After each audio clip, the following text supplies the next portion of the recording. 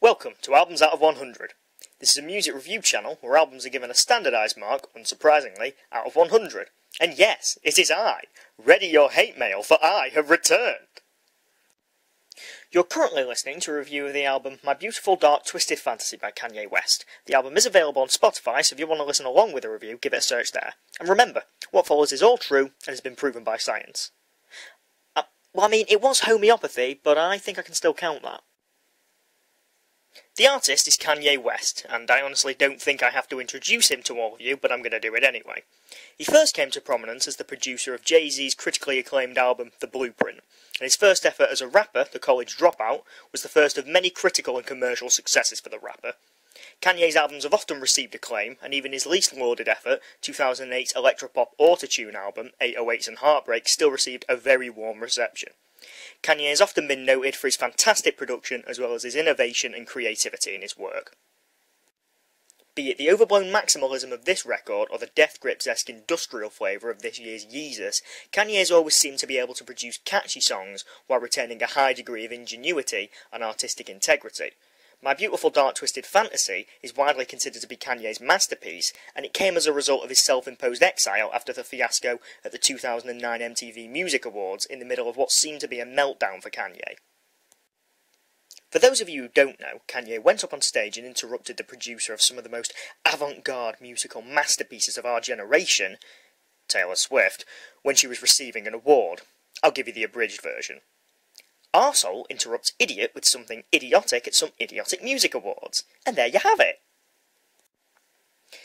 Anyway, this album is almost universally beloved by critics, and has appeared on numerous Best of 2010 lists. It's seen as more of an analysis of his ego and the concept and effects of fame, rather than just another formulaic hip-hop outing in which the artist strives to tell us how many prostitutes he had sex with his penis, which he swears is over 14 inches even in the coldest weather. The track list is 1. Dark Fantasy, 2. Gorgeous, 3. Power, 4. All of the Lights Interlude, and 5. All of the Lights, 6. Monster, 7. So Appalled, 8. Devil in a New Dress, 9. Runaway, 10. Hell of a Life, 11. Blame Game, 12. Lost in the World, and 13. Who Will Survive in America. The genre is hip-hop, and it was released in November 2010. Now, let's get to it. Album cover. Now, first off, I don't like the fact that this cover gets replaced by the ballerina cover so frequently. We don't have any time for any kind of censorship on this channel, and if you're offended by this image, go and type in Death Grips, No Love Deep Web into Google. Go on, I'll wait for you. Yes, you did just see the album title written on a man's erect penis, so it could be a lot worse. Anyway, back on with the review. Now, considering the image that Kanye gives on this LP, which is drinking, sex and general excess, I think this complements the album perfectly. Even the regal deep red and gold trimming hints at luxury and opulence. However, the image in the middle is distinctly bitter, it isn't pleasant, and it does look quite sad. I don't think the Kanye on this cover, despite his toothy grin, is a happy one. This really is his dark, twisted fantasy, as it were. 5 out of 5. Listening experience and lyrical analysis. Track 1. Dark Fantasy. This track opens with a narration from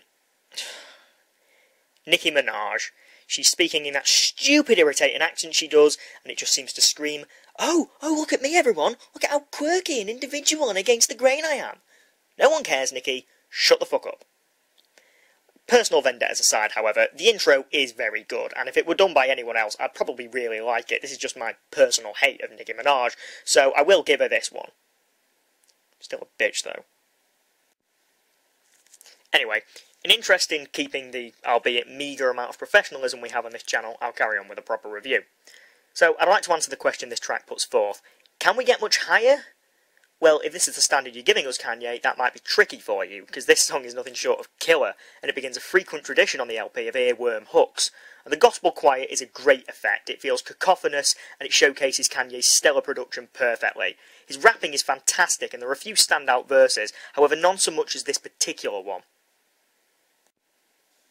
To me, this is Kanye lamenting the controversies of last year, talking of wanting to respark the soul and restart the memory. This is him wanting to move on and forget everything. This isn't feeble bragging, this is intelligent, and I like it. Track 2. The LP carries on with the aptly named Gorgeous.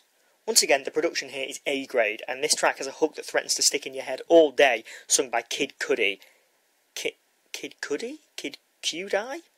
QD? Could die? Oh, whatever. Anyway, Kanye's voice here is slightly distorted, and the whole track has this fog of blurry static over it. However, the effect is really great, and considering the possibility for it to end up annoying, is just a testament to how well Kanye produces music. The lyrics here seem to deal, at least in part, with racism. Some pretty serious accusations are thrown around, such as Jerome getting more jail time than Brandon, and Kanye's bags being checked at the airport under the guise of it being random. A rhyme. Hip-hop sure is great. And in one verse, Kanye actually accuses the government of trying to give black people AIDS. Don't look at me that way, I'll show it you. However, not all the lyrics are up to scratch, as we see here. Kanye, we need to talk. They called you a gay fish, mate. Get over it. I don't know whether this is meant to be a little joke, but if it's serious, then it's weird. And you're weird. So stop. Because you're being a gay fish right now. Track 3. Power. Now, this was the lead single from the album, and it sports better production, better lyrics, and basically better everything than Gorgeous. It features a repeated sample from a song by the prog rock band King Crimson that repeatedly wails 21st century schizoid man. The lyrics here deal with Kanye's attitude towards fame and ego. He talks of embodying every characteristic of the egotistic, before saying with an audible hint of venom, he knows he's so fucking gifted. It doesn't sound like bragging, quite the opposite actually. There seems to be derision and sarcasm in that lyric. He frequently switches between loudmouth proclamations and carefully hidden vulnerability. He tells a woman how he doesn't need her, and how he's not got a power trip, before then, after rejecting her, asking her who she's going home with. It's this balance that makes the song feel like a purposeful facade, rather than an actual attempt to impress anyone. The hook, "No one man should have all that power," is repeated. And you know what, Kanye? I agree with you. No one man should have all the power to reduce the media to a damn fit for interrupting Taylor Swift at a pointless award show by a sellout channel. I really hope your childlike creativity, purity and honesty don't get too crowded, Kanye. If you carry on with your derisive lyrics about the media, then I think it's essential you win your internal custody battle. Track 4.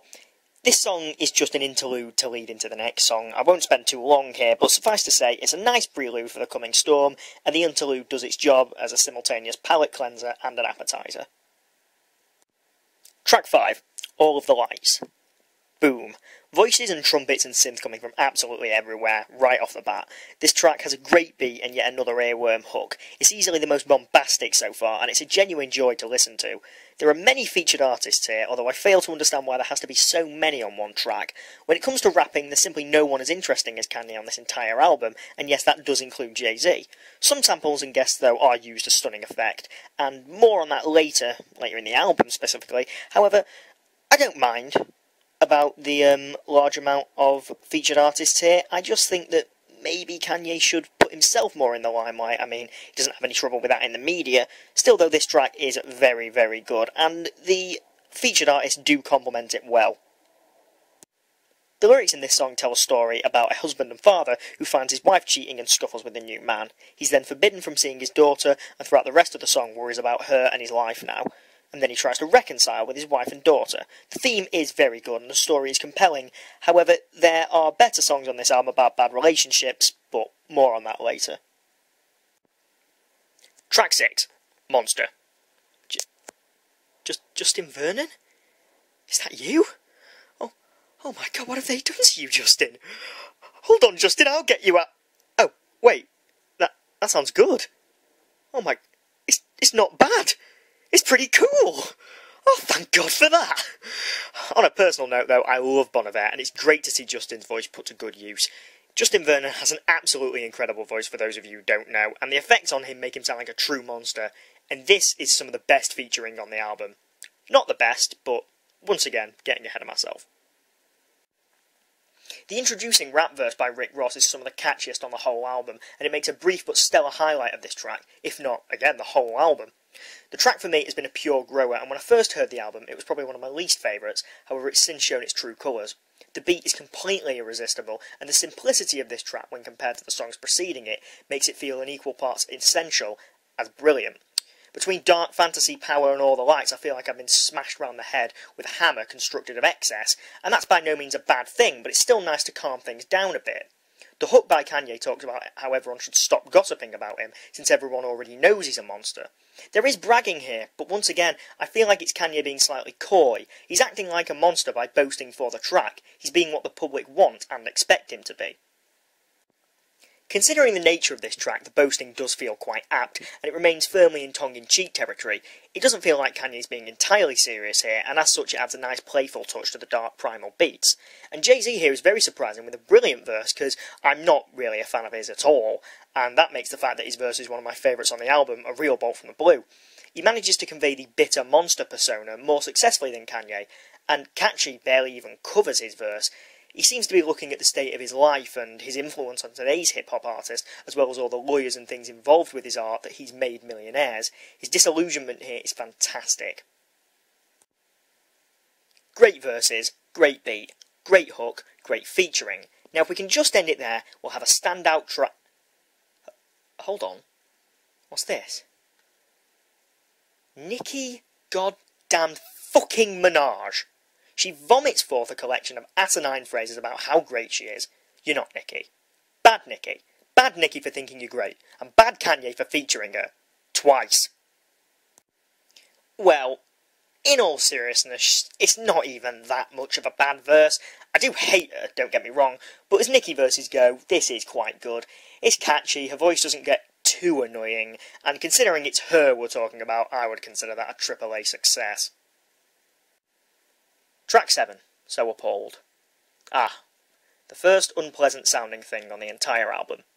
We've had the catchiness and brilliant sampling of King Crimson by Power, and the brilliant gospel choir of Dark Fantasy, so the bad egg had to turn up soon.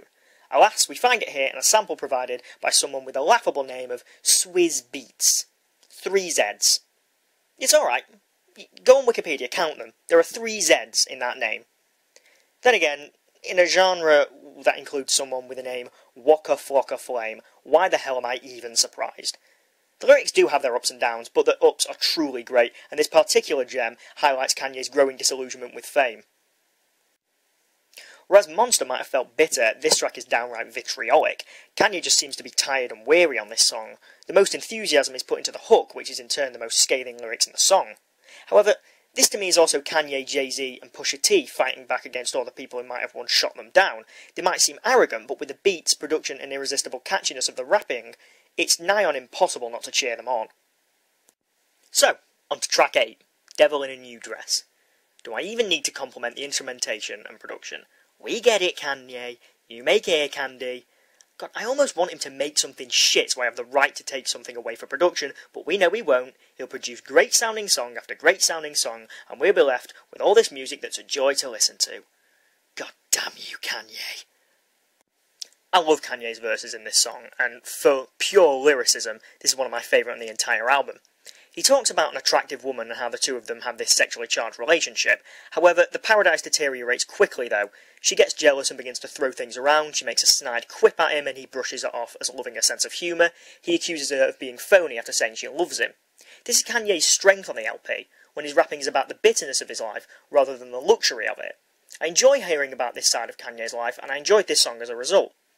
I'd rather not have had the loudmouth verse from Rick Ross, but it does do its job, and it's hard not to enjoy the big bombast the man adds to the track. Track 9, Runaway. I mean, wow. Really, wow, because with this 9-minute beast, Kanye's given us the best song on the album so far. It's better than All the Lights, it's better than Monster, it's even better than Dark Fantasy and Power. This track has these piano keys running all the way through it that just seem to weep. We have synth, catchy beats, strings, and Kanye's great verses in this song, turning it into a full-on hip-hop symphony that, although more minimalist than tracks like All the Lights and Dark Fantasy, it still feels like the grandest song on offer so far. This track has the most scathing look at Kanye's ego on the whole LP. He doesn't hold anything back here, he's painfully open and brutally honest. This segment perfectly sums this up. Kanye is acknowledging that when this album had come out, we had been putting up with this shit for far too long.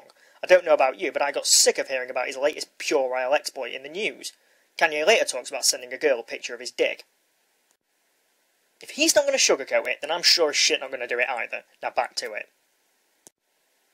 He sends her this picture and then claims he's no good with women.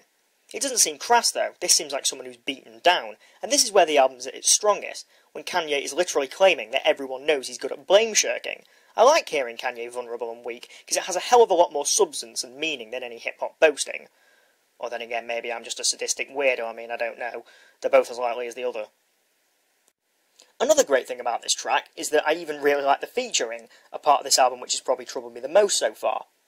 Pusha T talks about the flurry of women that want him for his money, and it's remarkable that his verse doesn't end up sounding like whinging, which he should be commended for. He ends the verse lamenting the fact that he's young, rich and tasteless, and the tasteless part feels especially apt considering the women he just talked about. Kanye's second verse seems to deal more with his relationship with the public, which is summed up as a person, at least that's what it says to me. Kanye claims that he knows he did damage because the look in this person's eyes is killing him. He claims that he knows this person has an advantage because they can blame everything on him, but that he wouldn't know what to do if they left. I think this is Kanye acknowledging that the public's opinions and outrage about Kanye keep him relevant when he's not making music. This is Kanye realising that he couldn't live on without the public, that he often annoys so much. Now, the final part of this song has Kanye's voice warped beyond all recognition. The hook can vaguely be heard being repeated over and over, and the effect is genuinely stunning. To me, at least, this is the best part of the track. It makes a sorrowful, regretful end to a near-perfect song. Track 10, Hell of a Life. Kanye, be goddamn thankful the last song was so great, and the hook on this song is as catchy as balls, because I could never normally tolerate lyrics about a fling with a fucking porn star. I don't know. Maybe it's because as much as I want to love him, I know that Kanye's an arsehole, but I just can't take this song seriously. However, I think that's actually one of its best points. It's fun as hell, and there are some lyrics in there that are so crass you just have to smile, including a pun about a nun having an orgasm. I know it's hardly wit of Oscar Wildean heights, but for God's sake, I'm only human. However, the lyrics in this song do have one big saving grace, and that's this. This once again makes it seem like Kanye isn't actually being as direct as the lyrics might suggest. This just sounds sad and pathetic, really. And although it's a hell of a lot less obvious than it is in other songs like Runaway, I think Kanye knows it too. Well done, you shifty bastard, you win again. Track 11, Blame Game. So far, this album has sampled King Crimson, and Bon Iver's Justin Vernon has sung and will again. So, these aren't names you usually associate with hip-hop, and this song continues that trend. Aphex Twin's Avril 14th is in this song. So, how do you make that sound good? Anyway, I'm getting ahead of myself. First things first, if you don't know Aphex Twin, go and punch yourself in the face, okay? Now go and look him up. Right, so now I can assume you know Aphex Twin by googling him or training in the mountains or whatever, and have listened to Avril 14th. So, returning to my initial question, I ask you, how do you make that sound good in a Kanye West song? Well, Kanye makes it sound good. In fact, he makes it sound pretty damn great. The concept of this song is an unhappy relationship, and I think it's handled much better here than it was in All the Light. I really found myself interested in the concept of Blame Game. I also love the fact that the woman in this song could be a metaphor for fame or the public. Once again, Kanye's playing his cards close to his chest, and it's great to witness. One of my favourite features of this song is a really cool production trick. When Kanye is talking and rapping, his voice becomes distorted, and it switches from headphone cup to headphone cup, and it sounds truly like a man's distressed thoughts communicating with one another. It's panicked, frantic and claustrophobic, and the repeating hook by John Legend is one of the best on the entire album. It sounds so disillusioned and sincere, and I don't even think I need to mention how catchy it is, it's just fantastic. Now the next part about this track is quite tricky. As you may or may not have gathered about me, I'm a very big fan of storytelling in music. Concept albums, concept songs such as Blame Game, I really like them. Now, a comparison that I think is quite apt here is Kendrick Lamar's 2012 LP, Good Kid, Mad City, specifically the third song, Backseat Freestyle. I usually would absolutely hate that form of braggadocious hip-hop, however, considering the story behind that is that it's a young Kendrick Lamar in the backseat of his friend's car, rapping to try and appear like a big, hard man, I really like that track. So, the next part of the of Blame Game is when Kanye says that his girlfriend's phone accidentally calls him and he hears her with another man. And this is provided as a skit by Chris Rock. Now, the skit itself is very much unfunny for the most part. I did like the bit where he said that he was going to go out and buy Kanye's album and shoot a bootlegger and download it because he was so thankful. But I just can't forgive it for the most part. Now, when I say I can't forgive it, I mean I specifically can't forgive what's being said. Don't get me wrong, I don't care how much Kanye talks about sex, but I don't mind it when Kanye does it. I don't particularly like Chris Rock, and just the fact that he's saying all this stuff and it goes on for so long, it just seems like an attempt at humour which doesn't really mesh with me. I mean, it is part of the song, it is part of the story, rather, so I can forgive it for that. I do like it, I like what it represents to me, which is Yeezy, the person who taught the girl all these great sexual acts in the actual skit. That's to me, Kanye showing how he ruins people and how people should stay away from him. But, at the same time, I didn't not enjoy listening to it, because, you know, it sounds good, it sounds like it's over the phone, I like that, but certainly not on par with the rest of the lyrics on this album, so although I'm not going to criticise this track for the presence of the skit, it does prevent it becoming a highlight, whereas it would have been one if it had a shorter, better thought out skit. Tracks 12 and 13, Lost in the World and Who Will Survive in America. Now, there's not a lot I can say about these songs, it's incredibly difficult for me to vocalise my thoughts on them. I could talk about the excellent production, the masterful sampling of Bon Iver's Woods, and Justin Vernon's other contributions to Lost in the World. And if we're talking about sampling, I could talk about the thought-provoking sample of Gil Scott-Heron in Who Will Survive in America. I could also talk about the earworm beats and hooks, or the production, which is incidentally the best on the entire album. I could talk about the cacophony, which makes All of the Lights look about as eventful as Old Dreams Waiting to be Realised by The Knife. I could also talk about Kanye's elating lyrics about breaking free from something mundane to make something beautiful. I could talk about Gil Scott-Heron's contrasting dark verses about the problems of living in America as a young black man. However, I'm not going to talk about any of these things. Suffice to say that Lost in the World and Who Will Survive in America feel like the perfect end to this album. I seriously can't think of a better way to close it. We've had the dark in the form of Runaway, we've had the twisted with Monster, we've had Kanye tricking himself in a fantasy with Hell of a Life, and at the end of this album, we finally and truly have the beautiful.